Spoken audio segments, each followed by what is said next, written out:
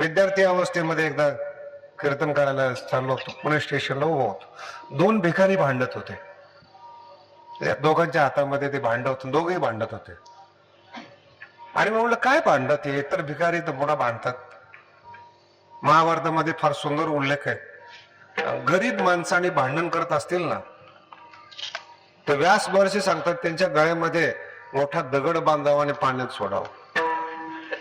तुम्हाला पटतं का नाही मला माहित नाही. बरं, बावेष्टो निवेष्टव्यो गले बद्ध्वात रामशिला, मोठी अशी शिळा त्यांच्यामध्ये बांधावी. दोन माणसाला दगड बांधून पाण्यात बुडवा असं व्यासांचा आदेश आहे. धनवंतम अदातारिक, पैसा आहे पण दान देत नाही, बुडवायला हरकत नाही. आणि दरिद्री कलहप्रिय, गरीब आहे आणि भांडखोर आहे, त्याच्या गळ्यामध्ये दगड बांधायला पाहिजे. अरे मूर्खपणामुळे दरिद्री आली तरी अजून भांडणच करतो. दोन्ही भिकारी. भांडणाचा विषय का मजेदार. काय झालं होतं की मुख्यमंत्र्याचं आसन महाराष्ट्रात डळमळीत झालं होतं आणि दोन भिकारी भांडणं करतात, उद्या मुख्यमंत्री कोण होणार. आणि त्यांच्या दोघांमध्ये अशी जोरात कधी एकमेकाला शिवाय देतात, हाच मुख्यमंत्री होणार, तो म्हणे हाच होणार. मी म्हणलं भिकारी मुख्यमंत्री ठरवतात हे महाराष्ट्राचं काय हे दुर्भाग्य. उद्या महाराष्ट्राचा मुख्यमंत्री कोण होणार याची चर्चा आणि ठरवणं भिकार. म्हणून शिव्या गरीबाला दिल्या जात नाहीत, लहानाला दिल्या जात नाहीत. आणि जेव्हा तुम्हाला कोणीतरी शिवाय देत असेल, तुमचं व्यक्तिमत्व मोठं होतंय हे त्याचं प्रतीक आहे. विठाला लहान माणसाच्या नादीच कोणी लागत नाही. भिकारी रोज शिवाय देतो, कोण विचारते त्याला. मोठा माणूस जर चुकीचा बोलला, चुकीचा शब्द गेला त्याच्या मुखातून, त्याच्यावर चर्चा होते, कारण की तो मोठा आहे. समोरचा माणूस अयोग्य अयोग्यच आहे. तुम्ही योग्य आहात ना, तुमची ताकद वापरा, त्यावेळेस तुमची योग्यता कळते. समोरचा माणूस दारुडे आहे, बदलून दाखवा, त्याला नावं ठेवून दाखवू नका. नावं ठेवणं लहान माणसाचे लक्षण आहे. तुम्ही संत आहात, परिवर्तन करून दाखवा, जसं ज्ञानोबांनी परिवर्तन केलं समाजामध्ये. वारकरी संप्रदायामधलं एक जुन्या काळात वैभव असायचं. दोंडा महाराज, खंदारकर महाराज, जे जुनं आम्ही ज्यावेळेस विद्यार्थी होतो, ढोक महाराज, आम्ही 77-78ची गोष्ट आहे, त्या काळामध्ये एक असं वैभव आळंदीला एक वलय निर्माण झालं होतं. ते दर्दी श्रोते आणि सांगणारे सवर्म बोलणारे असायचे. बोलत असताना सुद्धा असं खोचक पद्धतीनं बोलणारे असायचे आणि ऐकणारे सुद्धा असं दर्दी असायचे. आणि असं एक वाढतं परमार्थाचं वैभव त्याला म्हणतो आपण. आणि त्या काळामध्ये 77, 78, 79च्या काळामध्ये बरेचसे ग्रुप असा अभ्यास करणारा तयार झाला होता. आता बरेचशी वर्ष झाले, 30 वर्ष झाले जवळपास. हे सगळं आठवल्यानंतर आमचे सुद्धा दिवस उडाले असं वाटायला.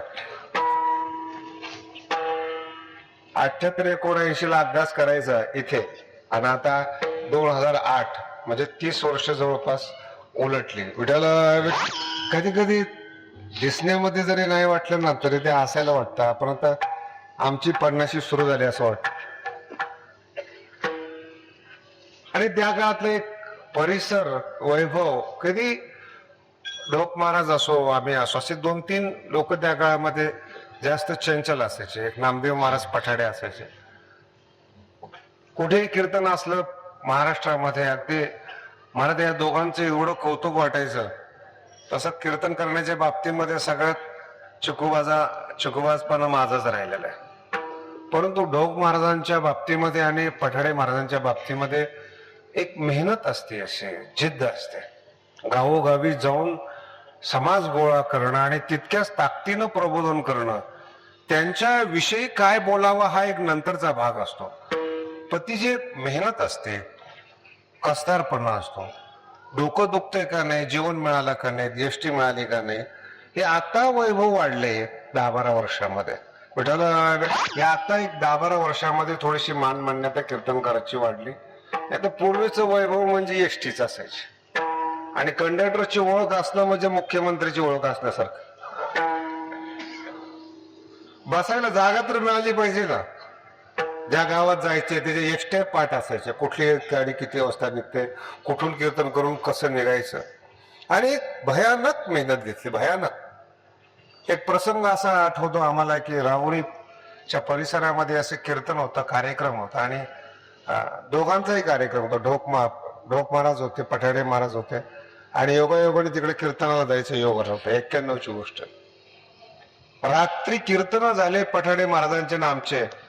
तिथल्या लोकांनी आम्हाला मोसंबीच्या ट्रक मध्ये बसवून दिलं. पठाडे महाराज, मी, आमचे पैलवान बरोबरच आहेत, आणि सगळी मोसंबी पडलेली आहेत, आणि मागे आम्ही सगळं 10,000 समाज कीर्तनाला ऐकायला, आणि प्रवासाचा काळ म्हणजे मोसंबीचा ट्रक. पठाडे महाराज म्हटले जेवढं खाता येईल तेवढं खा, संध्याकाळी सकाळच्या वेळेस बघू. आम्ही त्या राहुरी पासून संगमनेर पर्यंत तसा प्रवास. आणि आठवतो याच्या करता की आज एवढं मोठं वैभव ढोक महाराजांनी तयार केलेलं आहे. दिवस रात्र मेहनत ज्याला म्हणतो असतो आपण, कष्ट ज्याला म्हणतो आपण, आपलं वैभव असेच. महाराज काही काही महाराजांचं आम्ही पाहिलेले, आजी म्हणजे पोटातलं पाणी हल्लं नाही पाहिजे, आणि महाराज पण टिकलं पाहिजे. लोकांनी यायला पाहिजेत, पाया पडल्या पाहिजेत, नोटाच्या थाप्या ठेवल्या पाहिजेत, वरून त्यांनीच आशीर्वाद मागितला पाहिजेत. खरं म्हणजे त्यांच्या आशीर्वादावर हे महाराज झालेले असतात, मेहनत आणि अभ्यासावर झालेले नसतात. खूप कष्ट लागतात महाराज या गोष्टीला. आणि चांगलं वैभव महाराष्ट्रामध्ये येणाऱ्या भावी कीर्तनकारांना, की कीर्तनकारांचं जीवन किती उज्ज्वल आहे, किती भविष्य उज्ज्वल आहे, व्यसनाधीनता राहिलेली नाही, स्वच्छ जीवन जगण्याची सवय लावणारी ही कीर्तनकाराची परंपरा आहे.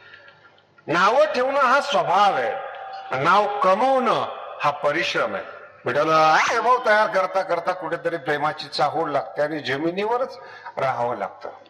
आणि या सगळ्या वारकरी संप्रदायाच्या वैभवाचं धनी मालक ज्याला म्हणू शकतो आपण, ते भगवान श्री ज्ञानोबाराय आहेत.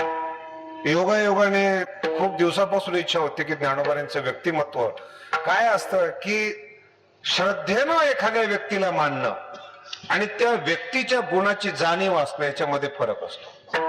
एखादा व्यक्ती आवडतो आणि एखादा व्यक्ती कळतो, हा फरक असतो त्याच्यामध्ये.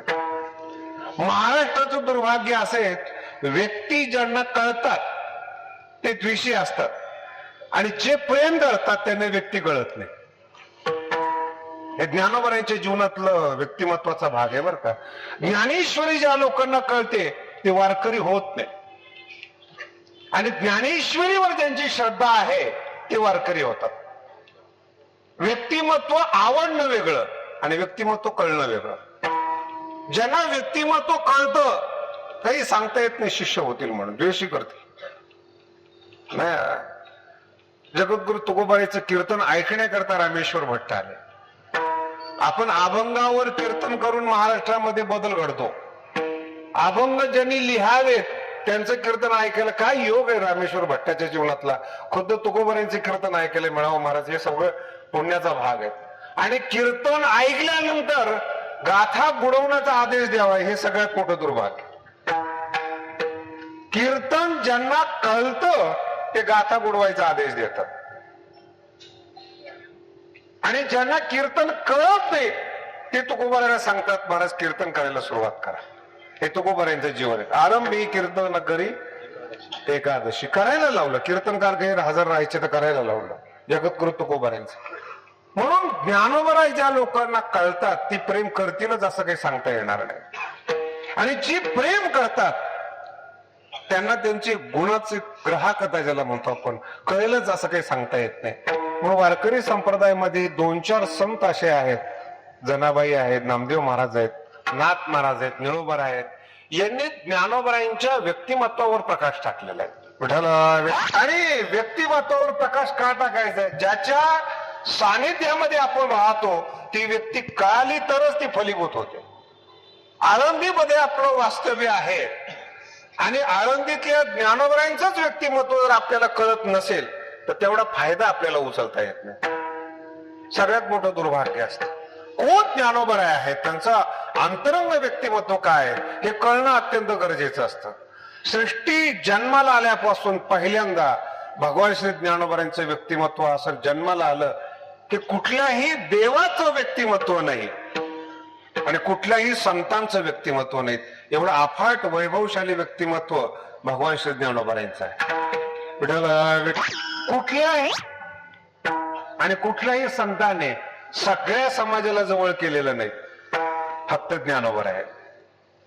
लक्षात येतं, फक्त ज्ञानोबर आहे. 100 वर्षापूर्वीचा जो भारत आहे इतिहासामध्ये नोंदी आलेल्या आहेत. दलित समाज जर गावामध्ये येत असेल तर पायाला झाडू बांधलेले असायचे, खराटे बांधलेले असायचे आणि गळ्यामध्ये गाडगा असायचे. ह्या 100 वर्षापूर्वीच्या भारताचं चित्रीकरण आहे. आणि सामुदायिक ठिकाणी पाणी पिता येत नव्हतं. आणि 700 वर्षापूर्वी भगवान श्री ज्ञानोबराय चोखोबरायांच्या घरात जेवायला जातात आणि त्यांना अभंग लिहायला लावतात. हे व्यक्तिमत्व ज्ञानोबरायांचे स्वतंत्र व्यक्तिमत्व आहे, त्याला बंधन नाही. आणि ज्ञानोबरायांचा धाक एवढा मोठा होता, लोक ज्ञानोबरांचं दुःख सांगतात, खरा धाक सांगायला पाहिजे. ज्ञानोबरांच्या जीवनामध्ये 2-4 वर्ष काही दुःखाचे गेले असतील, पण ज्ञानोबरांचा धाक एवढा मोठा होता. चोखोबरांनी अभंग लिहिले, चोखोबरांच्या पत्नीला सांगितले अभंग लिहा. म्हणत असे महारी चोखियाची अभंग लिहायला लावले. विठ्ठलाचं मंदिर हे जगातलं असं मंदिर आहे कुठेही सापडणार नाही. वेशीच्या घरात जन्माला आलेली कानूपात्रा, तिची समाधी पांडुरंगाच्या मंदिरात असावी, हे ज्ञानोबरांचं व्यक्तिमत्व आहे. भांडे घासण्याकरता घरात असलेली मुलगी जनाबाई, तिला संत बनवण्याची ताकद ज्ञानोबरांची. ज्ञानोबरांचं व्यक्तिमत्व सांगतो तुम्हाला. आणि हा धाक संपला. अहो, चोखोबरांनी अभंग लिहिलेले जगाला मान्य झाले, पण तुकोबरांचे अभंग मान्य झाले नाही, धाक नव्हता पाठीमाग. आजही वारकरी संप्रदायाची तीच अवस्था. असं पोषक व्यक्तिमत्व ज्याला म्हणतो, ज्याच्या शब्दानं महाराष्ट्रात परिवर्तन होऊ शकतात. एकटे पडले तुकोबाराय महाराज. अभंग लिहिले पण बुडवले लोकांनी. चमत्कार काय घडला हा नंतरचा भाग आहे, पण बुडवायची हिंमत झाली काय कमी काय? लक्षात येत, चमत्कार काय घडतात हा नंतरचा भाग आहे. हे ज्ञानोबरांचं व्यक्तिमत्व आहे. आणि ज्ञानोबराय किती दिवस काम केलं महाराज. 16व्या वर्षी ज्ञानेश्वरी लिहिली. भगवान श्री ज्ञानोबरांनी 2 वर्ष तीर्थयात्रा केली, 18, आणि 22व्या वर्षी समाधीला बसले. 3.5 वर्ष फक्त महाराष्ट्राचं काम झालं. 3.5 वर्ष. आपण मरेपर्यंत टाळ वाजवतो, आपले पोरं दुरुस्त होत नाही. घरातली माणसं आपली पोरं वारी करतील आपल्यानंतर, याची शाश्वती सांगता येणार नाही. 3.5 वर्ष भगवान श्री ज्ञानोबरांनी महाराष्ट्रामध्ये कार्य केलं आणि त्या कार्याबद्दल लिहून ठेवलं. येवलेसे रोप लावी येले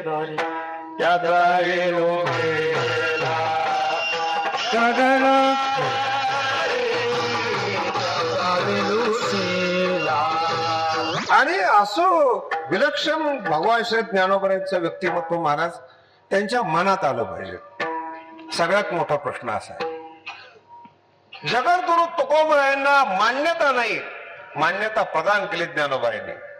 धरणीकरी आळंदीला आलेला होता, ज्ञानोबरांचा प्रसाद घेण्यासाठी आळंदीला अनुष्ठान करत होता. माऊलीला असं वाटलं असतं तर प्रसाद दिला असता, पण ज्ञानोबरांचं व्यक्तिमत्वच वेगळं आहे. तुकोबरायांकडे पाठवलं.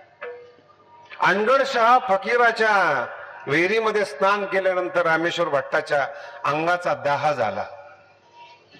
तोही रामेश्वर भट्ट आळंदीमध्ये झाला होता. ज्ञानोबरांनी अंगाचा दाह शांत केला नाही. रेडा बोलवणारे, भिंत चालवणारे नाही, त्याने सांगितलं तुकोबरायाकडे जा. दुसऱ्याला मोठं कसं करावं हे ज्ञानोबरांनी शिकवलेलं आहे. आणि मोठ्याला लहान कसं करावं हा संसारिक माणसाचा दोष आहे. कधीही संसारातली माणसं लहानाला शिवाय देतच नाही, कधीच देत नाही. लहान असतात म्हणून लहानाला शिवाय देत नाही, मोठ्याला शिवाय देतात. विद्यार्थी अवस्थेमध्ये एकदा कीर्तन करायला चाललो होतो, पुणे स्टेशनला उभं होतो. 2 भिकारी भांडत होते. दोघांच्या हातामध्ये ते भांड होतं, दोघेही भांडत होते. आणि म्हणलं काय भांडत हे तर भिकारी तर पुन्हा भांडतात. महाभारतामध्ये फार सुंदर उल्लेख आहे. गरीब माणसाने भांडण करत असतील ना, तर व्यास महर्षी सांगतात त्यांच्या गळ्यामध्ये मोठा दगड बांधावा आणि पाण्यात सोडावं. तुम्हाला पटतं का नाही मला माहित नाही. बरं, बावेष्टो निविष्टव्यो गले बद्ध्वा रामशिला, मोठी अशी शिळा त्यांच्यामध्ये बांधावी. दोन माणसाला दगड बांधून पाण्यात बुडवा असं व्यासांचा आदेश आहे. धनवंतम अदातारिक, पैसा आहे पण दान देत नाही, बुडवायला हरकत नाही. आणि दरिद्री कलह प्रिय, गरीब आहे आणि भांडखोर आहे, त्याच्या गळ्यामध्ये दगड बांधायला पाहिजे. अरे मूर्खपणामुळे दरिद्री आली तरी अजून भांडणच करतोय. दोन्ही भिकारी. भांडणाचा विषय इतका मजेदार. काय झालं होतं की मुख्यमंत्र्याचं आसन महाराष्ट्रात डळमळीत झालं होतं आणि दोन भिकारी भांडणं करतात, उद्या मुख्यमंत्री कोण होणार. आणि त्यांच्या दोघांमध्ये अशी जोरात कधी एकमेकाला शिवाय देतात, हाच मुख्यमंत्री होणार, तो म्हणे हाच होणार. मी म्हणलं भिकारी मुख्यमंत्री ठरवतात, हे महाराष्ट्राचं काय हे तुरुंगात आहे. उद्या महाराष्ट्राचा मुख्यमंत्री कोण होणार याची चर्चा आणि ठरवणं भिकार. म्हणून शिव्या गरीबाला दिल्या जात नाहीत, लहानाला दिल्या जात नाही. आणि जेव्हा तुम्हाला कोणीतरी शिव्या देत असेल, तुमचं व्यक्तिमत्व मोठं होतंय हे त्याचं प्रतीक आहे. विठाला लहान माणसाच्या नादीच कोणी लागत नाही. भिकारी रोज शिव्या देतो, कोण विचारते त्याला. मोठा माणूस जर चुकीचा बोलला, चुकीचा शब्द गेला त्याच्या मुखातून, त्याच्यावर चर्चा होते, कारण की तो मोठा आहे.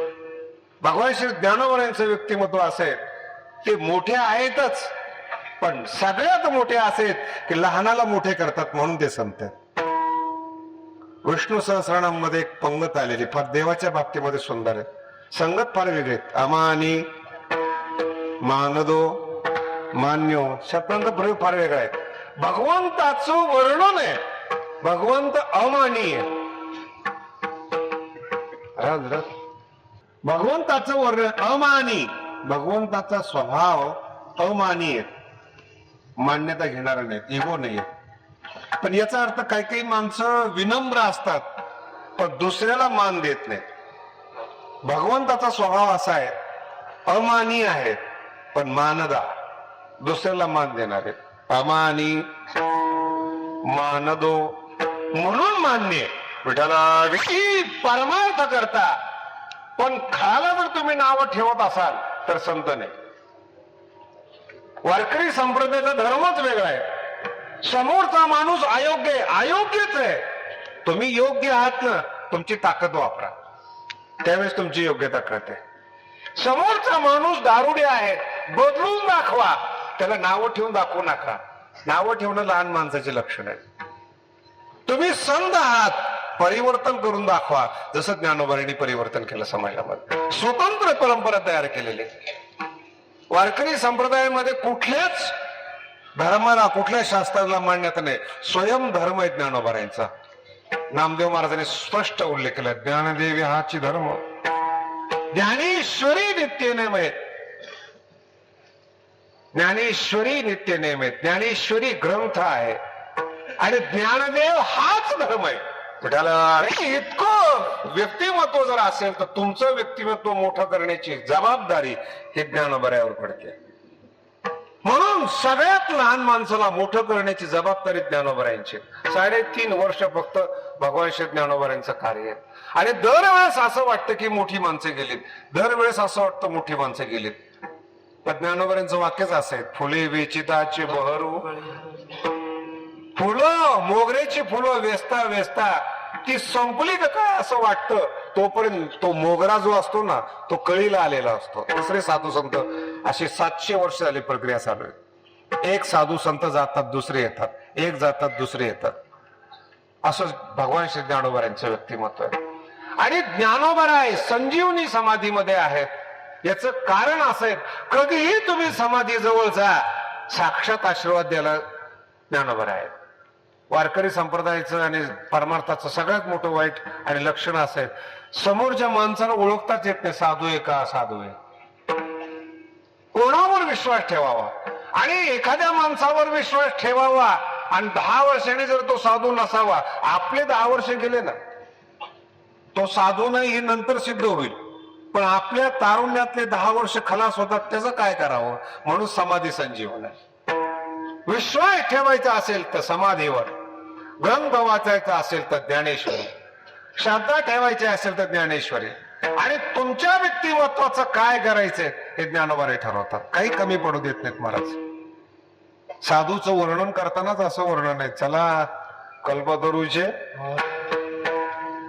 साधू म्हणजेच कल्पतरू आहे, चालते बोलते कल्पतरू आहे. साधू म्हणजेच चिंतामणी आहे. काही मागायची गरज पडत नाही, फक्त एक आहे, चिंतामणी आणि कल्पतरूचा दृष्टांत त्याच्याकरता दिलेला आहे, सान्निध्य असावं लागतं. कल्पतरूचं सान्निध्य असेल तर परिवर्तन होतं, चिंतामणीचं सान्निध्य असेल तर परिवर्तन होतं. तसं ज्ञानोबारायचं सान्निध्य असेल तर जीवाचं शिवात परिवर्तन होतं.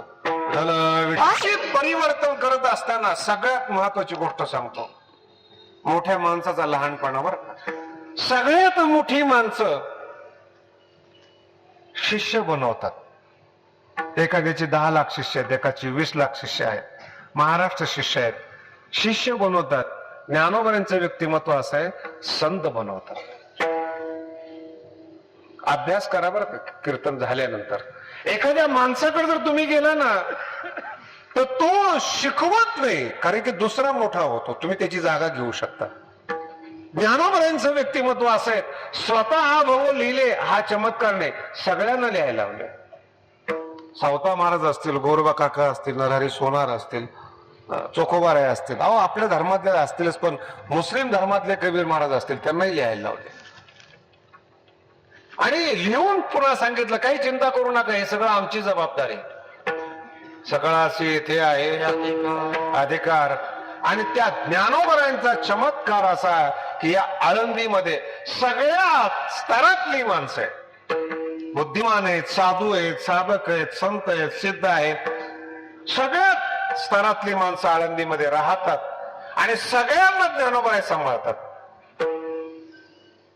कुठल्या माणसाला त्यागल्या असं नाही, म्हणून आळंदीमध्ये उपाशी कोणी मरत नाही. विठ्ठल आणि ज्ञानोबांचा परिसस्पर्श सांगतो महाराज.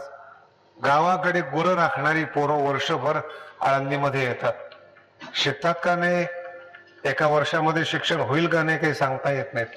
पण कपडे जरी बदलले, गावाकडचे धोतर शर्ट जरी घातले आणि दुसरीकडे गेलेत महाराज, लोक त्यांच्या पायावर मस्तक ठेवतात. हा ज्ञानोबाने दिलेला अधिकार आहे. श्रीमंत होऊ शकता, सत्ताधारी होऊ शकता, पाया पडतील लोक स्वप्नात कधी पाहू नका. तर ज्ञानोबांचा अधिकार असा आहे महाराज, आळंदीतून आलेलं कळालं ना, आपल्या पोटच्या पोरांना तोंडात घास टाकत नाहीत, एवढी सेवा आळंदीच्या मुलाची करतात लोक. आणि ही धाक, ही दरारा, ही प्रेमाची साई ज्ञानोबांनी आपल्या विद्यार्थ्यांसाठी, मुलांसाठी तयार करून ठेवले. आळंदीचं म्हणून कुठेही जरी तुम्ही गेलात तरी लोकांनी प्रेम करावं. आळंदीचा शिक्का लागतो. विठ्ठल परिवर्तन होतं जीवनामध्ये.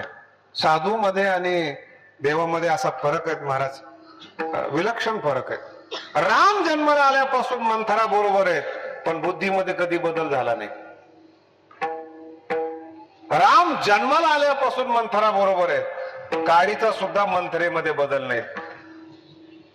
पण वाल्या कोळ्याला एक क्षणाची नारदाची संगत झाली, रामायण काळ झाले, त्याला म्हणतात साधू. बदलला नाही, डाकू बदलला. काय कधी कधी ह्या साधूंचा चमत्कारच असा वाटतो महाराज की विलक्षण बदल वाटतो. राजघराण्यातले काय संघर्ष माहितीत, काय मॅनर्स माहितीत, पण रामायणामध्ये जेवढ्या चांगल्या पद्धतीने आले तेवढे कुठे झालेले नाहीत. विठाल जीवन जगण्याची. म्हणून नारदाच्या संगतीमध्ये वाल्याकोळी बदलतो, ज्ञानोबाच्या संगतीमध्ये महाराष्ट्र बदलतो.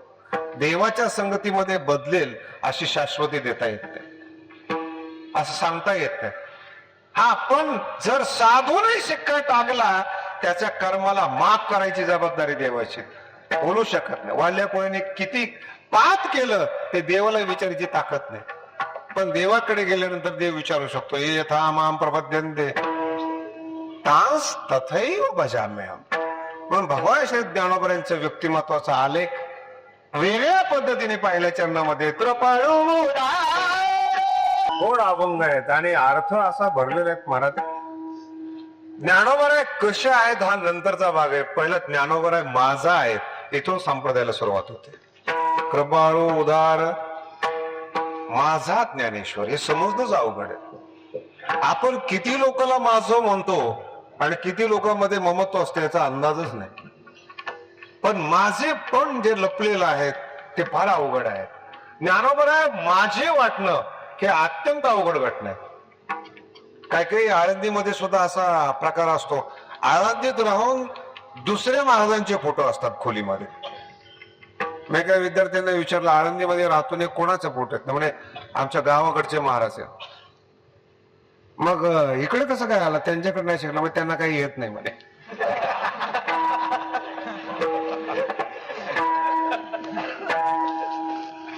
म्हणजे हे माहिती असून फोटोची पूजा करतात, त्याच्यापेक्षा काय मूर्खपण आहे. आणि मला तर इतकं महाराष्ट्राच्या बाबतीमध्ये खेदात्मक बोलावं लागतं. पृथ्वीच्या पाठीवर ज्ञानोबराय इतकं श्रेष्ठ व्यक्तिमत्व नाही. आपलं दुर्भाग्य, आपली बुद्धी कमी पडते ज्ञानोबरांचं मूल्यांकन करायला. ज्ञानोबरांचं मूल्यांकन ज्ञानोबराय स्वतः करतात. अनुभव अमृतामध्ये ज्ञानोबराय आपलं व्यक्तिमत्व सांगतात. बरं ज्ञानोबराय स्वतःला काय समजतात हे समजणं गरजेचं आहे. आपलं काय असतंय, अवतार म्हणून बाजूला जातो. महाविष्णूचा आपल्या डोक्याचा ताप कमी होतो, तसं त्याला व्यक्तिमत्व ओळखणं असं नाही म्हणत. ज्ञानोबराय काय समजतात स्वतःला, कशा रीतीने अनुभव अमृत येतात. त्या ज्ञानोबराने स्वतःविषयी 2 वेळा लिहिलेले आहेत अनुभव अमृतामध्ये.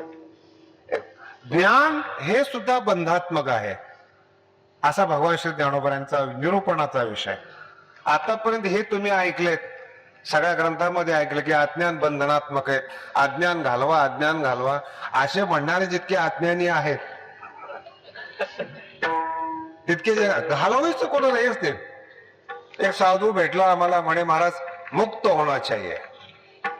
मुक्त व्हा. म्हणजे कोणापासून मुक्त व्हा? तुझ्यापासून होणं हेच गरजेचं. काय कोणी धरून ठेवलंय आपल्याला का? काय कोणी असं गळ्याला बांधून ठेवलंय? काय हातपाय बांधले? मुक्त व्हा. कोणापासून मुक्त व्हा?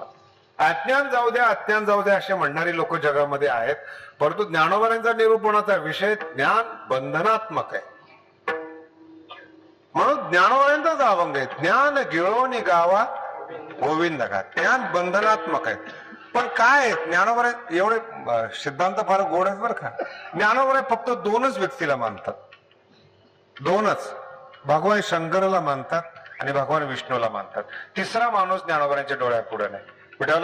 आणि ज्ञानोबराय त्या दोघांच्या बाबतीमध्ये सुद्धा खेदात्मक बोलतात. ज्ञानोबराय म्हणतात योगायोगाने माझ्या अगोदर झाले भगवान विष्णू आणि भगवान शंकर. म्हणून ज्ञान हे बंधनात्मक आहे असं 14व्या अध्यायामध्ये भगवान श्रीकृष्णाने सांगितलं. आणि शिवसूत्रामध्ये भगवान शंकरांनी सांगितलं ज्ञान बंधनात्मक आहे. पण त्यांनी जर सांगितलं नसतं तर मी सांगितलं असतं. शिवे की श्रीवल्लभे बोलिले येण्याची लोभे मानो तेही लाभे न बोलत आहे. ज्ञानोबरांचे व्यक्तिमत्व पहा कसं आहे. शंकराने सांगितलं कारण की काळाच्या दृष्टीने ते माझ्या अगोदर झाले. भगवान श्रीकृष्णाने सांगितलं काळाच्या दृष्टीने माझ्या अगोदर झाले. या दोघांनी जर सांगितलं नसतं तर मी सांगितलं असतं. भगवान श्रीकृष्ण आणि भगवान शंकर यांच्या तुलनेत ज्ञानोबरांचं व्यक्तिमत्व आहे. लोक चर्चा करतात कुठल्या भाष्याचा ज्ञानोबराने आढावा घेतलेला आहे, कुठल्या भाष्याबरोबर ज्ञानोबराय वागतात. ज्ञानोबराय म्हणतात मी माणसाला मोजतच नाही. आणि ज्ञानोबरांचं ज्ञानेश्वरीतलं एक व्यक्तिमत्व सांगतो. हे अनुभवामृतातलं कदाचित जड जाण्याची शक्यता आहे. ज्ञानोबराय यांनी असे व्यक्तिमत्व मांडले, गीता ईश्वर भोळा. गीता एक स्वतंत्र ईश्वर आहे आणि गीतेला माळ घालण्यासाठी अनेक बुद्धिमान लोक आपल्या भाष्यकाराच्या माध्यमातून ज्ञानोबरायपर्यंत जातात. ज्ञानोबराय म्हणतात गीतेपर्यंत पोहोचलेले एकच ते म्हणजे व्यास. हा चमत्कार बरं का. आपल्याला असं वाटतं की गीता ही व्यासाने निर्माण केली, पण ज्ञानेश्वरी जर कळवून घ्यायची असेल तर ज्ञानोबराय म्हणतात गीता व्यासाने निर्माण केलेलीच नाही. गीता ईश्वर भोळा ले व्यासोक्ती कुसुममाळा. मूर्ती असते आणि मूर्तीला आपण माळ घालतो. माळ घालणारा मूर्ती निर्माण करणारा नसतो. ज्ञानोबांच्या ओव्या अशा सुंदर आहेत. गीता ईश्वर भोळा ले व्यासोक्ती कुसुममाळा. व्यासांच्या उक्ती ह्याच कुसुमांच्या माळा आहेत. ले गळ्यामध्ये आहेत. गीता रूपी ईश्वराच्या गळ्यात 700 श्लोकांच्या कुसुममाळा ले व्यासोक्ती कुसुममाळा. ज्ञानोबा विचारत तुम्ही माझी या दुर्वादळा नानमध्ये त्यांची कुसुममाळा आहेत आणि माझी दुर्वादळ आहे असं विनम्रतेनं बोलताना सुद्धा व्यासांना बगल दिलेली. बरं, फुलं काही दिवसांनी सुकतात आणि दुर्वांकुर अजरामर असतात. संस्कृतचे श्लोक सुकत चाललेत आणि मराठीच्या ओव्या अजरामर होत चालल्यात. विठ्ठल यांचं व्यक्तिमत्व आहे. त्यांना विचारा, हे जे भाष्यकार आहेत यांच्याबद्दल तुमचं काय मत आहे? ज्ञानोबा म्हणतात की रस्त्याने जाता जाता जे रस्त्यात उभे त्यांना विचारतो फक्त, रस्ता बरोबर आहे का? तेच पोचलेले नाही. भाष्यकारा ते वाट पुसवतो, वाट विचारत चालले म्हणजे तेच रस्त्यात उभे. ते म्हणतात आम्ही इथपर्यंत आलोय, पुढचं काही माहित नाही. व्यासोचा मागोवा घेतो, व्यासाच्या मागे चाललोय आणि भाष्यकारा ते वाट पुसवतो. ज्ञानोबांचं व्यक्तिमत्व आहे. आणि भगवान श्रीकृष्ण या तुल्येचं ज्ञानोबांचं व्यक्तिमत्व असून कृपाळू आहेत आणि उदार आहेत. विठाला सुघड तंत्रज्ञान आहे बरं का. व्यक्तिमत्व एवढ्या उंचीचं असावं आणि पुन्हा कृपाळ आणि उदार असावं. काही काही गरीब माणसं आम्हाला येऊन सांगतात, महाराज तुम्हाला मदत कराविषयी खूप वाटते पण जवळ काहीच नाही. हे उदार पण काय कामाचं आहे? नाहीच काय जवळ, फक्त मोकळं मन आणि मोकळी वाणी. मदत कराविषयी वाटते. आता काय कशाला मदत करतो तू? तुझ्या जीवनाला मदत कर, तू तुझं जीवन मोठं कर. मोठं झालेल्या माणसाला द्यावंसं वाटत नाही, त्यांचं कृपणपण असतं महाराज. अहो वेदाला देव वाटत नाही, बाकीच्या लोकांच्या बाबतीमध्ये काय बोलावं. म्हणून भगवान श्री ज्ञानोबांचं व्यक्तिमत्व म्हणजे कृपाळू उदार, श्रीकृष्णाच्या तोडीचं व्यक्तिमत्व, भगवान शंकराच्या जवळ बसणारं व्यक्तिमत्व, एवढं उंच व्यक्तिमत्व असून महाराष्ट्रात जन्माला येतं आणि ते इतकं कृपाळ होतं, इतकं उदार होतं की कुठल्याही माणसाला असं वाटत नाही लांब जावं. आणि वारकरी संप्रदायामध्ये सगळ्यात देखणे म्हणजे भगवान श्री ज्ञानोबा आहे. सगळ्यात देखणे. कधी कधी व्यक्तिमत्व मिळत नाही बरं का. काय काही साधूकडे पाहिलं ना, त्यांचं बोलणं ऐकावं वाटतं पण जवळ बसू वाटत नाही. आणि काही काही साधू मला अजूनही कळालं नाही, हे जे साधू संत विनाकारण दाढी जटा का वाढवतात, म्हणजे काय सुचवायचंय समाजाला? घाण आहे हे सुचवायचंय का आम्ही एक विशिष्ट आहोत हे सुचवायचे? काय असं कळत नाही ज्ञानोबांचं. माऊलीचं वर्णन इतकं सुंदर नामदेव महाराज करतात. ओगवाला खांब कर्दळीचा, असं कर्दळीच्या आतल्या गादाप्रमाणे गव्हाळ रंग होता ज्ञानोबांचा. कुरळे केस, भव्य मस्तक, कमळाप्रमाणे डोळे, योग्याचा बांधा आणि हातामध्ये या चाळणीमध्ये मधुकरीचं फडकं घेऊन भगवान श्री ज्ञानोबा फिरायचे. आणि सूर्यासारखं तेज पांघरलेल्या ज्ञानोबांच्या व्यक्तिमत्वाला पाहून लोकांनी घर बंद करायचे. हे या आळंदीचा इतिहास आहे. दिसायला कशा होती निदान तिकडे तरी थोडस लक्ष गेलं पाहिजे. नाही, दया नाही येत लोकांना. अहो ज्ञानोबांच्या विषयी दया झाली नाही, तुमच्या विषयी कशी निर्माण होईल? शक्य आहे का? संसारातला माणूस तेज सहनच करू शकत नाही. अजून एक सिद्धांत सांगतो, सगळ्यांना चांगलं असावं असं वाटतं आणि सगळे माणसं चांगल्याचा द्वेष करतात.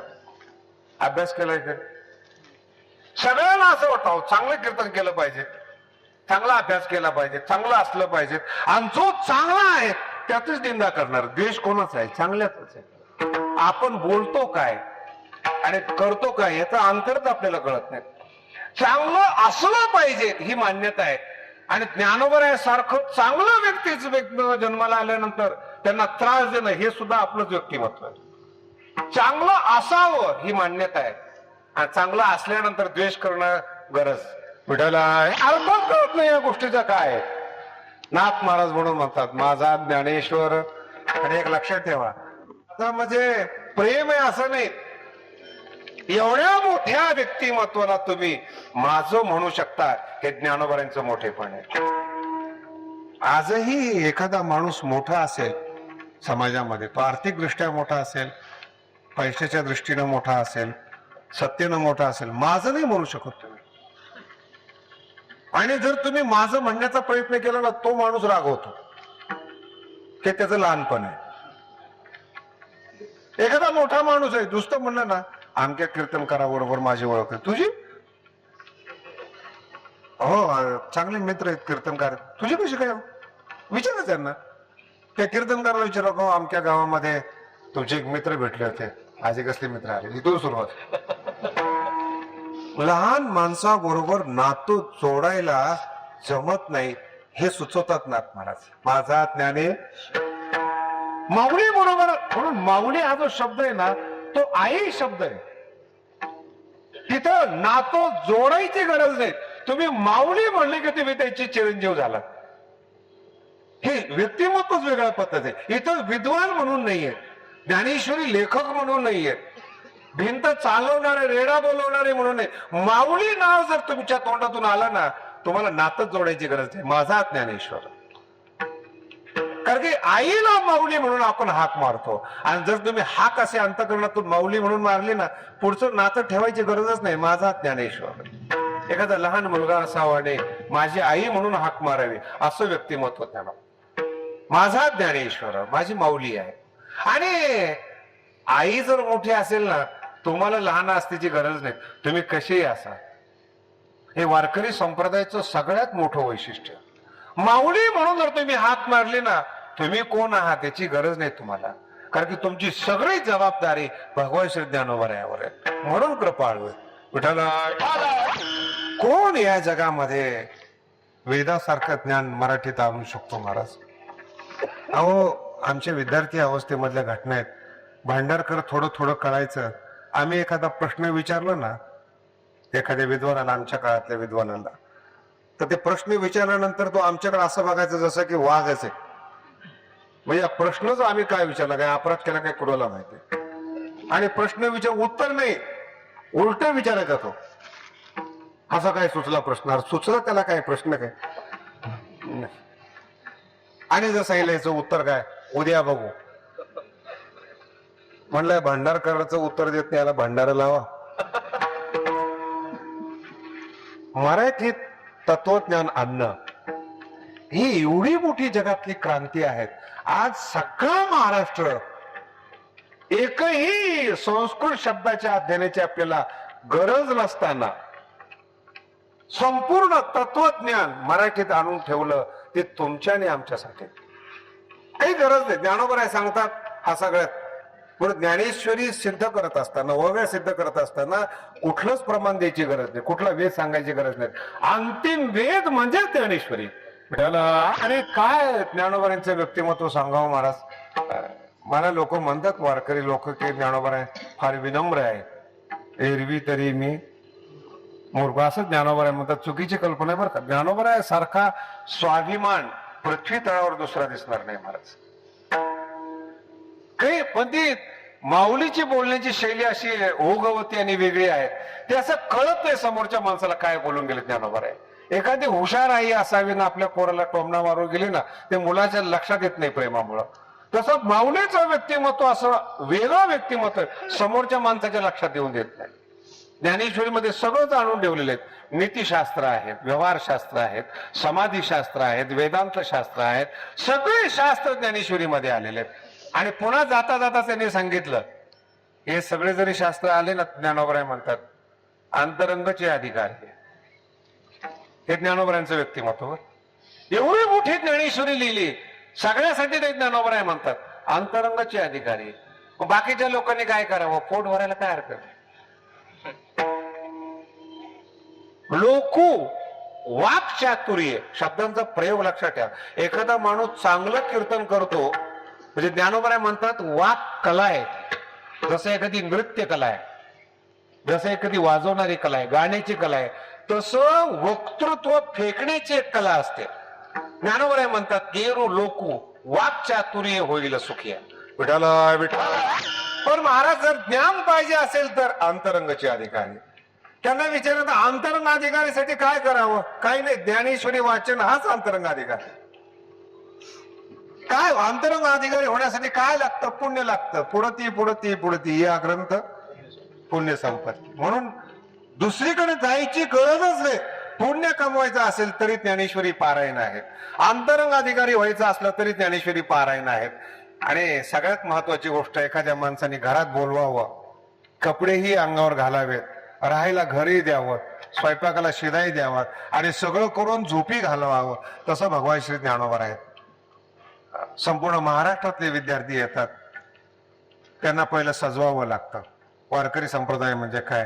त्याच्या गळ्यात माळ घालायची, त्याला हरिपाठ पाठ करायला लावायचं, देवाचे द्वारी उभा तिथून सुरुवात करायला लावायची आणि हळूहळू त्याला महाराज करायचं आणि पुढं चालून त्याला संत करायचं. महाराज आळंदीत राहणाऱ्या साधकाचेच मंदिर तयार झालेले आहेत. आळंदी पंढरपूरची वारी करणारे जे व्यक्तिमत्व आहेत त्यांची मंदिरं तयार झालेत. काय ज्ञानोबांचा अधिकार असेल?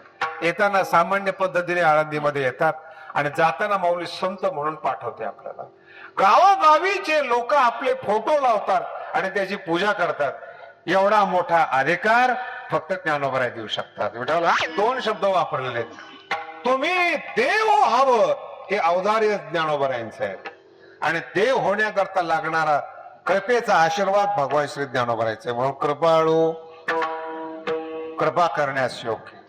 अहो जगात कुठेच नाही महाराज रेड्याचं मंदिर, फक्त ज्ञानोबाने हात ठेवलेल्या रेड्याचंच मंदिर आहे.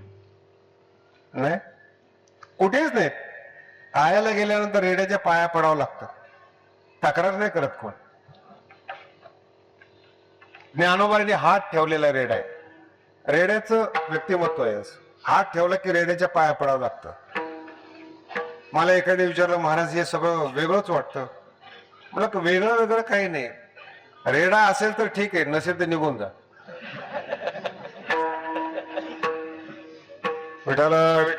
माझ्या बरोबर शास्त्री झालेला अजूनही माणूस काशीमध्ये आहे, वेद वगैरे शिकवतो.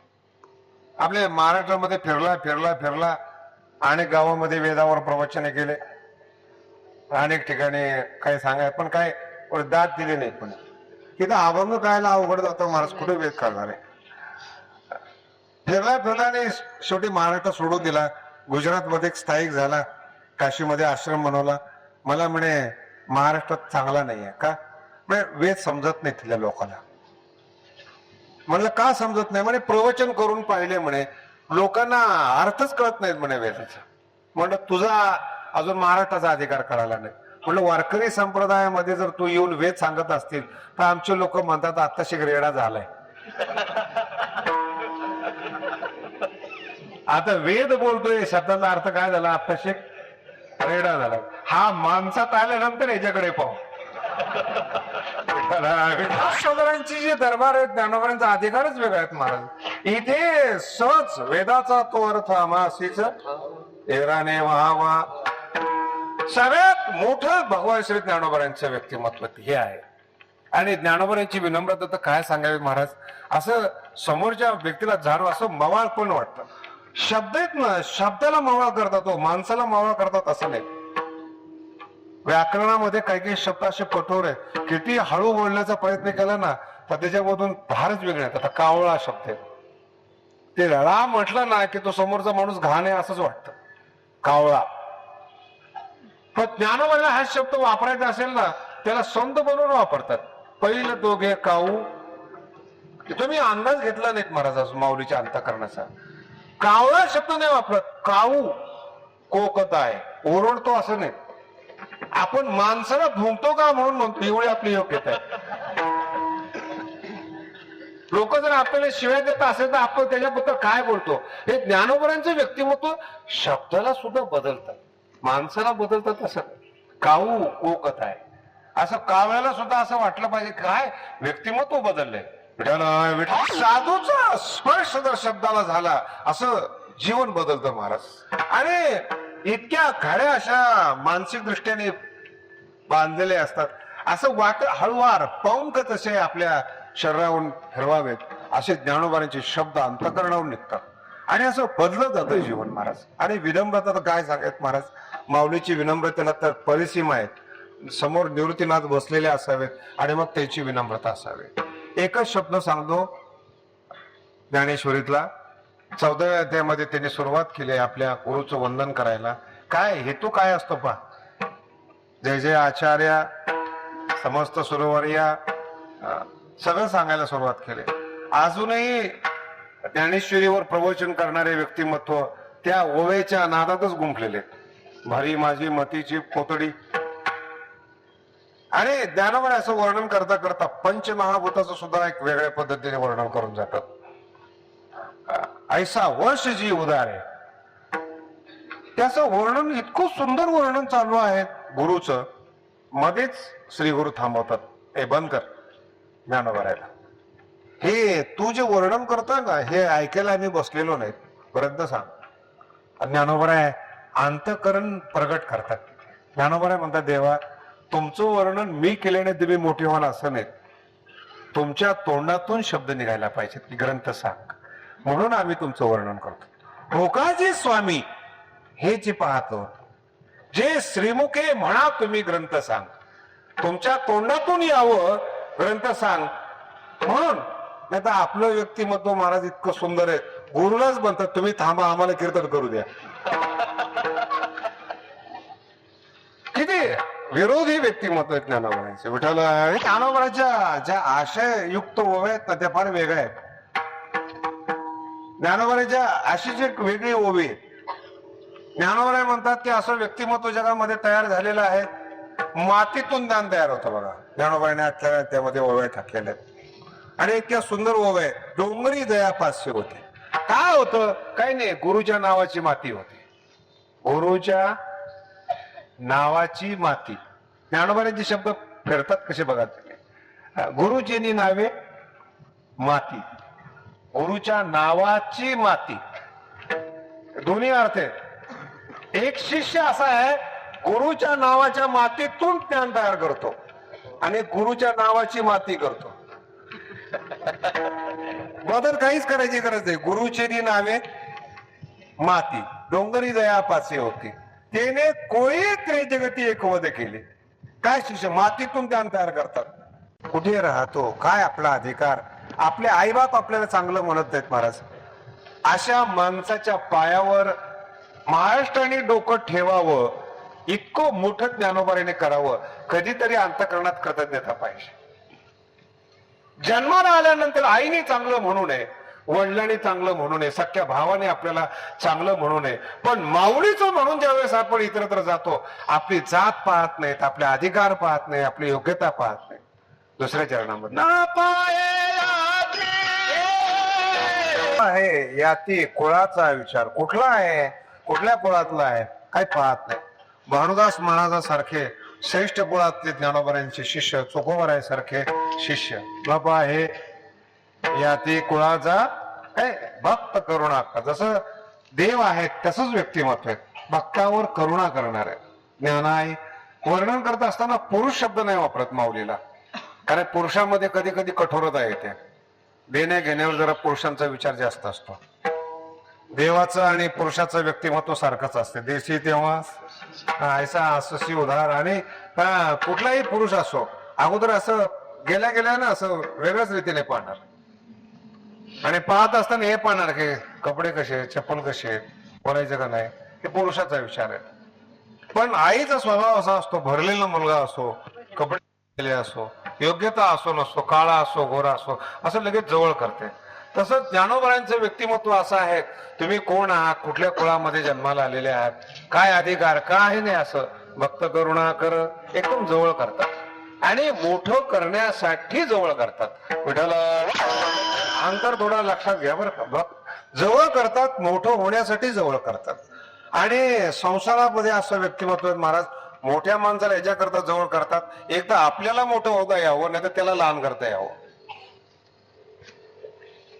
ज्ञानोबरांनी खूप सुंदर लिहिलेले आहेत. काही काही मोठी माणसं घरामध्ये बोलवली जातात. राजा घराशी आहे. राजाला घरात निमंत्रण देतात प्रेम असतो म्हणून नाही. आपलं नाव होतं समाजामध्ये याच्या जरा वरच्या लेवलचे संबंध आहेत. आणि कधी कधी असं होतं की लहान करण्याकरता मोठे करतात. आमच्या एका मित्राला कीर्तन वगैरे जमलं नाही आणि गावाकडे गेला राजकारण चांगलं जमलं. 15 वर्षापासून गावामध्ये सरपंच कीर्तनकार बरं का. नाही आता एखाद्याला नाही जमत एखादी साईड, त्याला काय करावं, लोक ऐकतीलच कीर्तन असं काही सांगता येत नाही. आणि मित्र असल्यामुळे 10-15 वर्षापासून त्याच्या गावामध्ये तो सरपंच. एक दिवशी त्याने त्या ग्रामपंचायत मध्ये असा वाईट माणूस उभा केला, अत्यंत दारुड्या, नालायक, निष्ठोर, जेवढं चांगले चांगले शब्द असे वापरता येतील तेवढ्याचा सगळ्याचा धनी. अरे माझ्या मित्राला विचारलं, अरे याला तू उभं केलंस, काय समजतं का तुला? एवढा नालायक माणूस उभा केला, निवडून येऊ शकतो का? मला म्हणे, शास्त्री तुम्हाला राजकारण कळत नाही, ज्ञानेश्वरी सांगा. आपण काय, तो निवडून येऊ शकत नाही मला माहिती आहे ना, मग उभा काय केलं? ते म्हणजे काय, हा कोणाच्या पाया पडत नव्हता, सप्त्याला येत नव्हता, कोणाच्या जवळ जात नव्हता, आता उभा केलाय म्हणे, अख्खा पॅनल त्याच्यावर चालतो म्हणे. येईल त्याच्या पाया पडतो, येईल त्याला, आणि मग निवडून आला तर पडणारच तो, पण उभा करून पाडायचा, याला राजकारण असं लागलं नसतं त्याला. उभा करून पाडा म्हणजे काय, कसं संसारातल्या माणसाचं हृदय असेल कठोर, विचार करा. अगोदर मोठं करतात आणि नंतर पाडतात. आपल्याकडे असं नाही. ज्ञानोबांचं व्यक्तिमत्व असं आहे. महाराज 3ऱ्या चरणामध्ये शब्दांचा प्रयोग पार.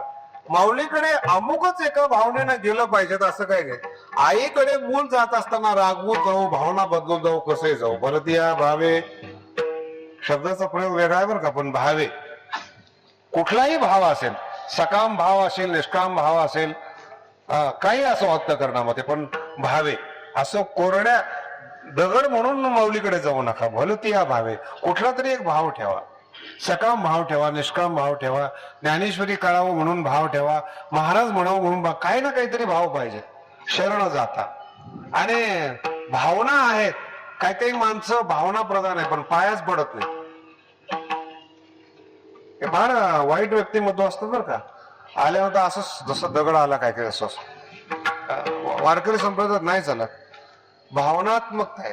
पाया पडणं म्हणजे समोरचा माणूस मोठा आहे असा अर्थ नाही बरं का. आपण नम्र आहोत हे त्याचं प्रतीक आहे. अर्थ घेतला. एखाद्या घरामध्ये तुम्ही गेलात, त्यांनी पाणी दिलं तरच तुमची तहान मिटेल असं नाही.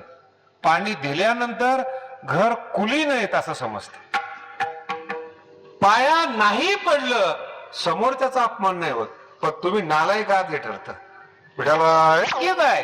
रामायणामध्ये दृष्टांत इतका सुंदर आलाय. विनम्रता कशी असते त्यासाठी सांगतोय तुम्हाला. 3 दिवस रामचंद्र प्रभूने उपोषण केलं. हे उपोषण परंपरा जुनी बर का. हे आताचेच लोक उपोषण करतात असं नाही. रामचंद्र प्रभूने समुद्रासाठी उपोषण केलं, पण ते काही समुद्रावर परिणाम झाला नाही. त्याचा राग आला नाही. असं तो बाण काढला, समुद्र देवता प्रगट झाले. कधी पण लक्षात ठेवा, हा फॉर्म्युला चांगला आहे. उपोषण करून काही नाही, असं बाण काढलं की समुद्र देवता प्रगट झाले. विचारलं काय, अहो मी जड आहे, तुम्ही उपोषण करून मला काही समजणार आहे का? कशा करता तुम्ही उपोषण करताय? रामचंद्र प्रभू म्हटले मला पलीकडे जायचंय. किती सामान्य गोष्ट आहे. समुद्र देवता म्हणतात बरं का. मूळ वाल्मिकी रामायणामध्ये फार सुंदर पद्धतीने प्रसंग आलेले. काय पलीकडे जायचं आहे, छोटी गोष्ट आहे, त्याच्यासाठी 3 दिवस उपोषण काय केलं? समुद्र देवता म्हणतात. तेवढं काय झालं, अहो तुमच्या सेनेमध्ये नल नावाचं माकड आहे, त्याला माझ्यावर पूल बांधता येतो. रामचंद्र प्रभू म्हटले माझ्या सेनेमध्ये पूल बांधता येणारं माकड आहे आणि मला माहिती नाही, आणि ते माझ्या बरोबर उपोषणाला बसलेले.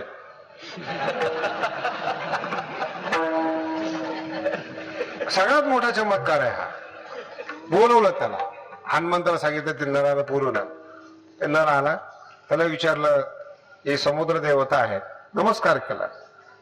आणि यांचं म्हणणं असं आहे, रामचंद्र प्रभू म्हणतायत बरं का, यांचं म्हणणं असं आहे की तुला याच्यावर पूल बांधता येतो. नर म्हटले बांधता येतो. आणि मग उपोषणाला का बसला? ते तुम्ही बसला करून. अरे मग सांगितलं का नाही की तुला पूल बांधता येतो? नल म्हणले भारतीय संस्कृतीची परंपरा आहे, आपल्या तोंडाने आपण मोठे आहोत असं सांगायचं नाही. याला संस्कृती म्हणतात, याला संत म्हणतात. माझ्यामध्ये काय योग्यता आहेत हे विचारल्याशिवाय सांगायचं नाही. म्हणून मी असं म्हणू शकत नाही तुम्हाला की मला पूल बांधता येतो. तुमच्या मोठेपणाला बाद आला असता. त्याने सांगितलं ना, मी पूल बांधून देतो. ही विनम्रता आहे, ही संस्कृती, हे संतपण आहेत. ज्ञानोबराय म्हणत नाही किती. कसं आहे, तुम्ही जगातल्या प्रत्येक ग्रंथाचा अभ्यास करा, तिथं आत टाकलेली आहे. मल जावा, विक्षेप जावा, आणि मग आवरण निवृत्ती करता आमच्याकडे या. जगातल्या कुठल्याही ग्रंथाचा अभ्यास करा. आमच्या न्यायशास्त्र तर अशी चपराक दिलेली आहेत महाराज. न्यायशास्त्र सुरुवातीलाच असं ते मारलेली कळत नाही लवकर, पण एक छोटा ग्रंथ आहे तर्कसंग्रह, पण तिरका असा उल्लेख आहे त्याच्यामध्ये. बालानाम सुखबोध आहे, क्रियते तर्कसंग्रह. लहान मुलांसाठी तर्कसंग्रह. तिथं प्रश्न विचारला, लहान मुलांनीच संग्रह वाचावं का? तिथं व्याख्या खूप सुंदर दिलेले आहेत. लहान मुलांसाठी नाहीत, बालानाम, बाल आहे ते. मग कोण बाल आहेत? त्याचं काही वय नाही. अधीत व्याकरण काव्य वेदांतेषु अनधीत न्याय हा बालहा. सगळ्या शास्त्राचा अभ्यास केलेला आहे, पण आमचा अभ्यास केला नाही, तो आमच्यासाठी बालच आहे अजून. विठ्ठल सगळा अभ्यास केला तरी त्यांच्या दृष्टीने बालच आहे अजून. बालानाम सुख. लहान म्हणजे कोण? व्याकरण शिकलेलं आहे, वेदांत शिकलेलं आहे, सगळं शिकलेलं आहे, तरी न्यायशास्त्रकार त्याला लहानच म्हणतात. ज्ञानेश्वरीमध्ये असं नाही आहे. ज्ञानेश्वरीमध्ये अर्थच नाहीत. सगळं येथे या रे आहे भरतीया भावे, या रे या रे कोणी काय काही आवश्यकता नाही. चरण आणि जन्म व्याधी, जन्मरूप व्याधी पाडी दसे तुटे. हे वारकरी संप्रदायाचा गौरव असा आहे, मुक्तीसाठी प्रयत्न करा. मगाशी सांगितलं तुम्हाला, असं जगातले सगळे शास्त्र सांगतात, सगळे संप्रदाय सांगतात. आणि ज्ञानोबरायांचा अधिकार एवढा मोठा आहे महाराज, मुक्तीसाठी प्रयत्न करा असं ज्ञानोबराय कुठं उल्लेख करत नाही. तुकोबराय उल्लेख करतात, जयाने घातली मुक्तीची. गवादी शब्दाचा अर्थ आहे अन्नक्षेत्र. गवादी शब्दाचा अर्थ आहे अन्नक्षेत्र. मुक्तीचं अन्नक्षेत्र टाकलं. अन्नक्षेत्र शब्दाचा अर्थ काय होतो? ज्यांना कुठं अन्न मिळत नाही त्यांच्यासाठी ते अन्नक्षेत्र असतं. तसं ज्यांना मुक्ती कुठे मिळत नाही, इथे आमच्या इथं अन्नक्षेत्र आहेत. पण अन्नक्षेत्राचा मालक अन्नक्षेत्राच्या अतिरिक्त जेवत असतो. तसं भगवान श्री ज्ञानोबरांचं व्यक्तिमत्व असं आहे, मुक्ती अन्नक्षेत्रामध्ये दिली जाते, पण जो भजनानंद आहे, आनंद आहे, जीवन मुक्तीचा आनंद आहे, तो ज्ञानोबरांचा वेगळा आनंद आहे. माझ्या जीवीची मुक्तीसाठी प्रयत्न करा असं वारकरी संप्रदाय सांगत नाही. इथं भिकेमध्ये मुक्ती दिली जाते. विठ्ठला विठ्ठल, इथे जगण्याचा आनंद आहे. जीवनात ज्ञानेश्वरी आणि अनुभवामृत हे जगण्याचे आनंद आहे. क्षण तुमचा मोलाचा आहे, तो आनंदात जावा याच्याकरता ज्ञानेश्वरी. नका शिकांत आनंदी जीवन गेलं पाहिजे. बाहेरच्या लोकांना वाटवा तो न वाटो, पण तुमचं जीवन आनंदी गेलं पाहिजे. बाई सगळा नमोडे मानसीचे. जगद्गुरु तुकोबराला साऱ्या बाजूने त्रास होता, पण अंतःकरणाची बैठक ज्ञानेश्वरीने भरत बसलेली होती. ती ज्ञानोबरांचं जीवन, ते संरक्षण, ते कवच ज्ञानेश्वरी निर्माण करते. जगाने त्रास द्यावा आणि अंतःकरणातून निर्मिती व्हावी, हे तुकोबरांचं जीवन आहे. सगळ्या बाजूने त्रास आहे, काही एका बाजूने त्रास झालेला आहे. मला तर तुकोबरांचे आता 400 वर्ष सुरू होतात. महाराष्ट्राचा एक भाग्योदय आहेत महाराज. पण ज्यांनी अभंग लिहिले त्या तुकोबरांच्या व्यथा काय सांगाव्यात तुम्हाला. तुकोबरांची पत्नी अन्नाचा कण पोटात नसल्यामुळे गेली महाराज तुकोबरांच्या पुढे. स्त्री एक अन्न अन्न करिता मेली. शब्दांचा प्रयोग वेगळा आहे. ते व्यथित उद्गार आहेत जगद्गुरु तुकोबरांचे. तुकोबरांच्या डोळ्यापुढे तुकोबरांची पत्नी अन्नाचा कण पोटात नसल्यामुळे गेली. अभंग करणाऱ्यांची पत्नी आणि अभंगावर कीर्तन करणाऱ्यांच्या पत्नीच्या अंगावर किलो किलो दागिने महाराज. काय ते वैभव, काय ते अधिकार, त्यांना विचार कस काय नाही. कीर्तनामुळे चाललंय, चालू द्या. मला या भावे शरण जाता नाही, हे व्यक्तिमत्व आहे. त्यांना विचारा तुम्ही. ते ज्ञानोबराच्या बाबतीमध्ये बोलतात, मजब आम्हाला आहे काय. कोण ज्ञानोबरांच्या व्यक्तिमत्वाचा अंदाज घेणार आहे. आणि तुकोबराचा एक इतका गोड शब्द आहे, अगदी शेवटचा सिद्धांत म्हणून तुम्हाला सांगतो, एखाद्या लहान मुलाला आईने शृंगारावं. लहान असतं मुलगा, त्याला काही माहित नसतं, पण त्याला असं धुवून पुसून त्याला असं कपडे चढवावेत, त्याला असं टिळक लावावं, सजवावं, आणि त्याच आईने त्याच्याकडे पाहावं. जगद्गुरु तुकोबाराय म्हणतात, मी या वारकरी संप्रदायामध्ये अशा पद्धतीचा होतो, पण ज्ञानोबारायांनी मला जवळ केलं आणि माझा शृंगार केला. ज्ञानोबाराय अशी आई आहेत, त्या शृंगारिले बाळ कौतुके. ज्याला कोणी शृंगार करत नाहीत, ज्याला कोणी मान देत नाहीत, ज्याला जवळ कोणी करत नाहीत, त्याच्यासाठी आमची आई आहे. शेवटचे शब्द कसे आहेत बाबर का? कृपाळू, उदार, कृपाळू. तुका म्हणे तुम्ही उदार कृपाळ. शृंगारिले बाळ कोण शृंगार करतं? ज्ञानाबाई माझी अनाथाची.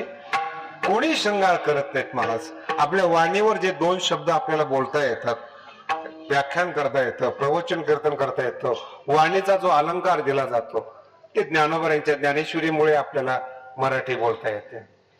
मराठीचा अलंकार आहे. नाहीतर गुरामागे राहणाऱ्या माणसाच्या पुढे 10-10 हजार पब्लिक असावे, कसं शक्य आहे? करोडो रुपये खर्च करतात पुण्यामध्ये, बरं का, करोडो रुपये खर्च करतात व्याख्यान करता यावं. ट्रेनिंग सेंटर आहे त्यांची, आणि सगळे शिकवतात कसं मराठी बोलली पाहिजे, पचा उच्चार कसा केला पाहिजे, सगळं असं व्यवस्थित ट्रेनिंग दिलं जातं. त्यांचं कोणी ऐकत नाही. आमच्या कीर्तनकाराला खानदानी मराठी बोलताच येत नाहीत महाराज. कसं? आणि जिथे जाईल तिथं त्यांच्या भाषेत कीर्तन करतात. जळगाव असो, विदर्भ असो, मराठवाडा असो. आमच्या मराठवाड्यात आता नवीन गेलो महाराज, इतकी भाषा गोड आहे, तुम्हाला काय सांगायचे. ठेवलं कधी म्हणतच नाही, ठुलच म्हणत. काय आता काय बोलावतात, पण आता असंच म्हणतो, शृंगारिले बाळ कौतुके. नवीन त्या भगवानगडावर बसलो मी, मला काही मराठवाड्याच्या भाषेची सवय नव्हती. असं येताना कागद घेऊन येतात, असं त्याच्यावर तारखाच लिहिलेला नसतात, फक्त वार लिहिलेला असतो. बाबा आमचा सप्ताह सुरू करायचा. मग चांगलं आहे, तुमचा कोणता दिवस घालायचा?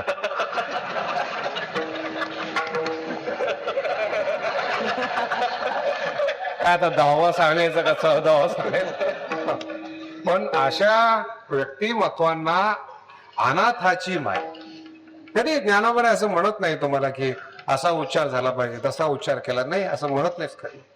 आणि वारकरी संप्रदायातल्या कीर्तनकारांच्या भाषेमध्ये सुद्धा दोष काढले जात नाहीत. अभ्यास करून पहा तुम्ही, कीर्तन करता आलं पाहिजे.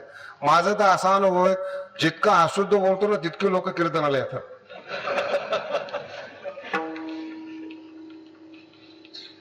सांगू नये, अवतार शब्द आहेत ना, त्याची एवढी व्यवस्थित एका कीर्तनकाराने वाट लावली, अवतार शब्दच त्याला कळाला आले. महाविष्णूच्या अवतावर. आणि त्यावेळेस आम्ही वाजवणारे होतो कीर्तन वगैरे, आणि वाजवता मी हा प्रकार ऐकला, महाविष्णूच्या अवतावर. आणि कीर्तन झाल्यानंतर मला दोष काढणारे लोक त्याच्या पाया पडत होते. म्हणजे ज्याला अभंग नीट म्हणता येत नाही, काही म्हणता येत नाही. मी त्याच वेळेस लक्षात आलं माझ्या, कसंही वागा, फक्त माऊलीने तुमचा स्वीकार केला पाहिजे. माऊलीने जर तुमचा अंगीकार केला ना, तुमची भाषा, तुमची योग्यता, तुमचा प्रदेश, तुमची जात, तुमचं कुल काही पाहिलं जात नाहीत. आणि सगळ्यात महत्वाची गोष्ट सांगतो, हे सगळं जरी चुकीचं असलं आणि ज्ञानोबाराय जर आई असली ना, तर आपल्याकडे गोड करायची हिंमत नाही कोणाची. आई जर तुमची समर्थ असेल, आणि अत्यंत महत्वाचा सिद्धांत सांगतो, जगातले जेवढे महापुरुष आहेत ना, यांचे वडील ताकदवर नाहीत, आई ताकदवर आहे. कायम लक्षात ठेवा मी काय बोलतो तुम्हाला. जेवढे जगातले महापुरुष आहेत यांचे वडील ताकद नाहीयेत, याच्या आईमध्ये ताकद आहे. आज शिवाजी महाराजांचा उल्लेख करत असताना आईचा उल्लेख केला जातो. ज्ञानोबारायचं वर्णन करत असताना आईचा उल्लेख केला जातो. म्हणे धन्य धन्य जयाचे कुशी ज्ञानदेव जन्मदे. म्हणून आपली आई समर्थ आहे, हा ज्ञानोबारायांचा सगळ्यात मोठा प्रसाद आहे. विठोबा